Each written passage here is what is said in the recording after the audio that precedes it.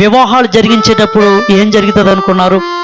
కొంతమంది బాప్తీసం ఇస్తే నా కొడుకుకి నా కూతురికి సరైనటువంటి సంబంధం వస్తుందో రాదో, దేవుని ప్రకారంగా సాక్షిగా మనం బతుకుతుంటున్నప్పుడు ఉద్యోగం విషయంలో అక్కడ నాకు సరైన ప్రమోషను వస్తుందో రాదో అనుకున్నట్టుగా వీళ్ళు ఏం చేస్తారంటే మనం కూడా ఆ నలుగురు ఉపయోగించిన ట్రిక్లే ప్లే చేసి మన బిడ్డల జీవితాలు గొప్పగా మార్చాలని, మన యొక్క ఉద్యోగంలో ఉన్నత స్థితికి ఎదగాలని చాలా ప్రయత్నం చేస్తూ ఉంటాం.